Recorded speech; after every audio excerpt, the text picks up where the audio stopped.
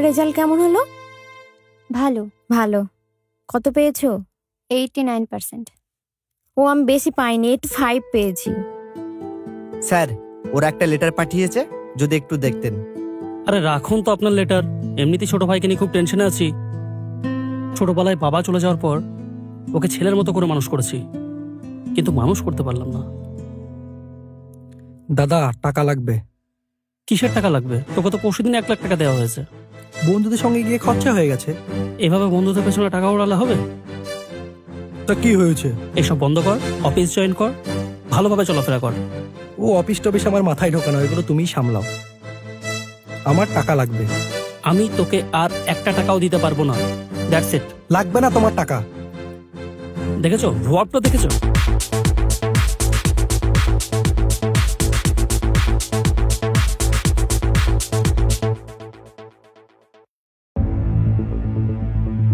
সাহেব বলছি ওর বিয়ে দিয়ে দেন, সব ঠিক হয়ে যাবে।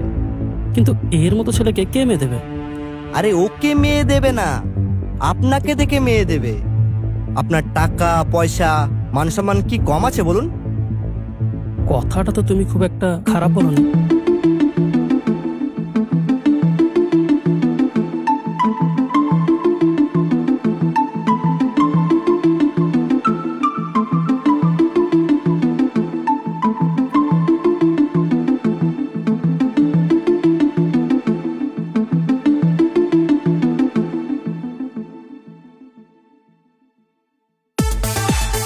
চল ভাই, চল ভাই।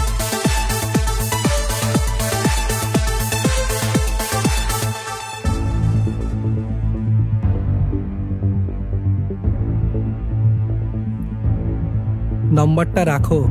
আরে রাখো। তুমি কেন ফাঁকা থাকবে? তুমি ওটা রেখে দাও। ফোনটা করো কিন্তু মনে করে। তোর নাম্বারে কিছু বলে দিচ্ছি।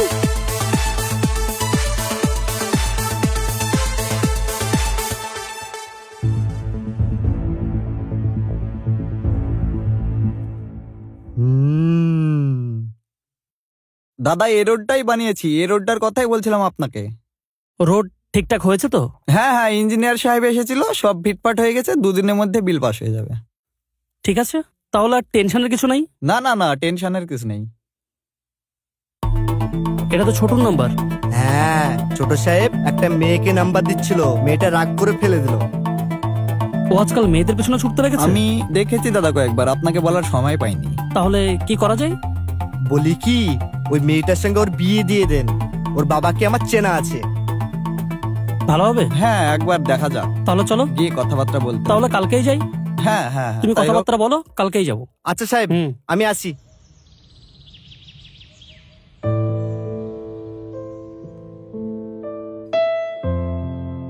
কি রে, বল কি করছিস এখানে? এই তো কি করব বল, এখানে দাঁড়িয়ে আছি। এই প্যান্ডেল কিসে? এই তো আমার বিয়ের প্যান্ডেল। এত ভালো স্টুডেন্ট, তুই বিয়ে করে নিবি? হ্যাঁ, বিয়ে করে নিচ্ছি, কারণ বাড়ি থেকে বাবা মা বিয়ে ঠিক করে ফেলেছে। কি করব বল, খুব সুন্দর ছেলে আছে, খুব সুন্দর দেখতে, অনেক টাকা পয়সা আছে। দেখ, এত অল্প বয়সে বিয়ে করিস না, সারা জীবন পস্তাতে হবে। বাবা মা ভালোর জন্যই করে, বাবা মা কি খারাপের জন্য করবে?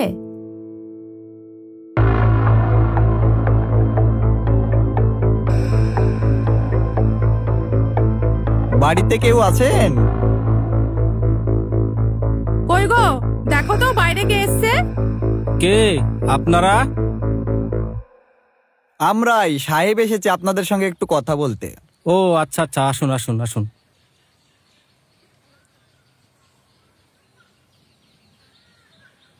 আসুন সাহেব, আসুন, আপনারা আসুন। এইখানে বসুন।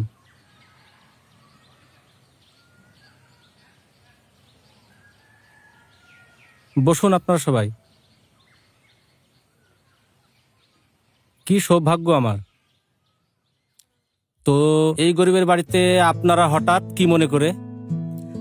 আমাদের বড় সাহেব ওনার ছোট ভাইয়ের জন্য আপনার মেয়ের সঙ্গে বিয়ের প্রস্তাব নিয়ে এসেছি, তো আপনি কি বলছেন বলুন। দেখতেই তো পাচ্ছেন গরিবের সংসার, দিন আনি দিন খেটে সংসার চালায়। আপনাদের ফ্যামিলিতে বিয়ে দেওয়ার মতো সামর্থ্য আমার তো নেই, মেয়ের এখনো তো বয়স হয়নি বিয়ে দেওয়ার। ঠিক আছে, আপনি ভাবনা চিন্তা করুন, তারপরে জানাবেন।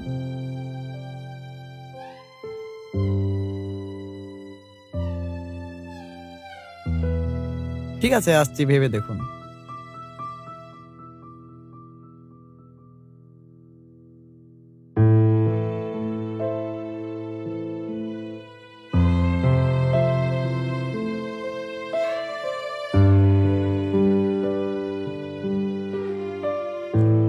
শুনেন, সবই তো শুনলেন। ব্যাপার হচ্ছে আপনার স্বামী তো দিন আনে দিন খায়, এটাতে সংসার চালাবেন না মেয়ের বিয়ে দেবেন?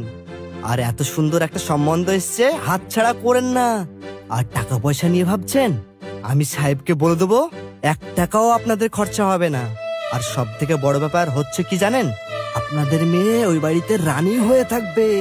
এরকম সুযোগ হাতছাড়া করেন না, কি বলছেন? আমরা রাজি।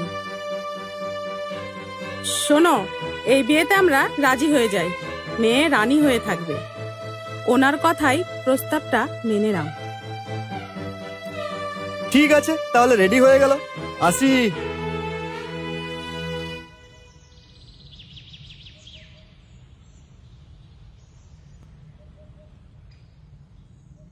কি হলো, তোমরা চুপচাপ বসে আছো? কাল থেকে স্কুলে যেতে হবে না মা তোকে? স্কুলে যাবো না তার মানে? মানে আমরা একটা ভালো সম্বন্ধ পেয়েছি রে মা, সেখানে তোর বিয়ে ঠিক করে ফেলেছি। তোমরা জানো আমি 89% মার্কস পেয়েছি। আমার একটা ভবিষ্যৎ আছে, সেটা আমি নষ্ট করতে চাই না। তো আমি বিয়ে করব না, করব না, করব না।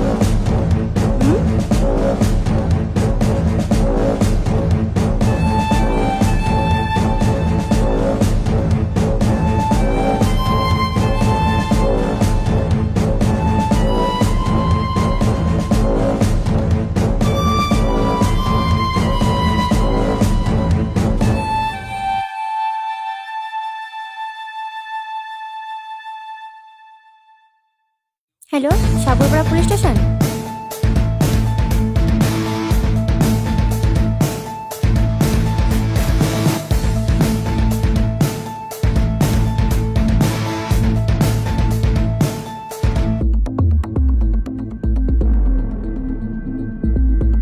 কি নাম আছে আপনার? সুভাষ সর্দার। সুভাষ সর্দার, আপনার মেয়ের বিয়ে দিচ্ছেন? হ্যাঁ স্যার। আপনার মেয়ের বয়স হয়েছে? না স্যার। মেয়ের কি নাম আছে? প্রিয়াঙ্কা। মেয়ে কোথায়? ডাকেন, মেয়েকে ডাকেন।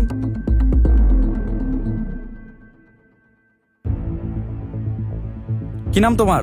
প্রিয়াঙ্কা। প্রিয়াঙ্কা, কোন ক্লাসে পড়ো? ক্লাস 9-এ পড়ি। আপনার বাবা আপনার মতের বিরুদ্ধে জোর করে বিয়ে দিচ্ছে? হ্যাঁ স্যার। এই চলেন সব, আপনারা চলেন, চলেন সব থানায় চলেন।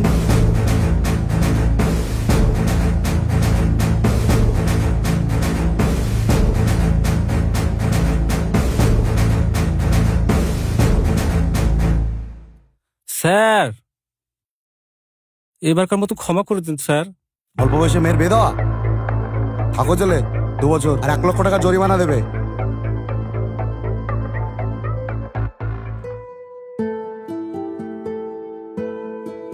আয় আয় মা, আয় আয় মা। স্যার, তাহলে আমার কি হবে? তোমার কোনো চিন্তা নেই। তুমি যে বাহাদুরির কাজটা দেখিয়েছো, সেই কাজ তোমার খুব ভালো লেগেছে আমাদের। তুমি এরকম হিম্মত ধরেছো বলে তুমি যেখানে খুশি, যেভাবে খুশি, যেখানে পড়াশোনা করার দরকার তোমার, তুমি সেইভাবে পড়াশোনা করবে। আমরা পুলিশ প্রশাসন থেকে তোমার সমস্ত দায়িত্ব নিলাম। তুমি পড়াশোনা করো, ভালো থাকো, যেখানে ইচ্ছা তুমি পড়াশোনা করো, আমরা আছি তোমার পাশে। বেরো, বেরো বাড়ি থেকে, বেরো বলছি।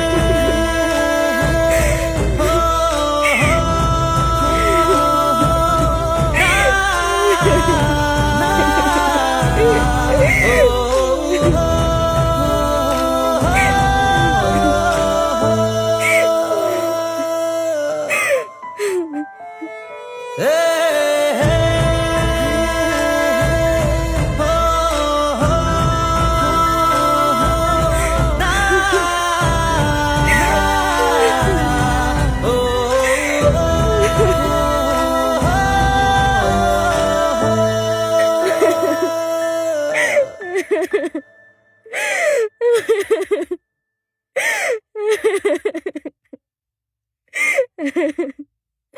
কি হয়েছে? কি হয়েছে তোমার?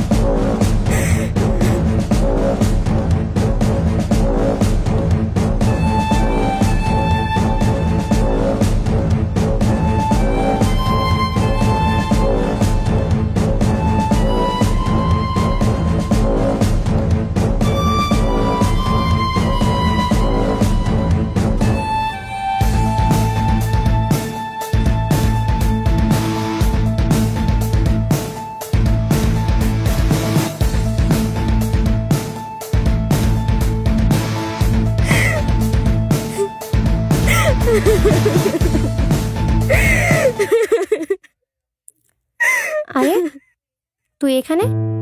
এই কি তোর অবস্থা? হ্যাঁ, আমার এই অবস্থা। আমার বর আমার উপর খুব অত্যাচার করে।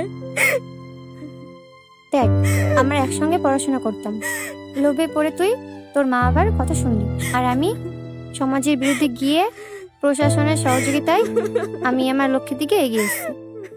আজ তুই কোথায় আর আমি কোথায়? সেদিন যদি তোর কথা শুনতাম তাহলে হয়তো আমার এই অবস্থা হতো না। ঠিক আছে বস, তুই, প্রশাসন তোর সাথে আছে।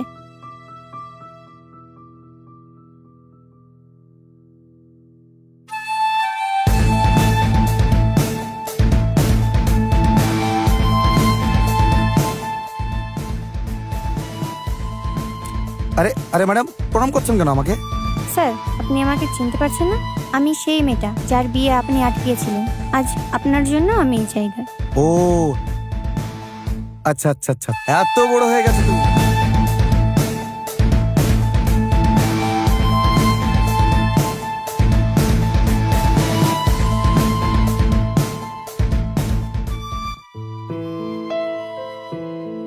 নমস্কার, আমি sub inspector Mohammad Khurshed Alam, OC Sagarpara PS. Sagarpara থানা ও মুর্শিদাবাদ জেলা পুলিশ প্রশাসনের তরফ থেকে সবাইকে জানাই আন্তরিক শুভেচ্ছা ও অভিনন্দন। আপনারা এতক্ষণ ভিডিওটা দেখে নিশ্চয়ই বুঝতে পেরেছেন যে আমরা আপনাদের কি বার্তা দিতে চাইছি।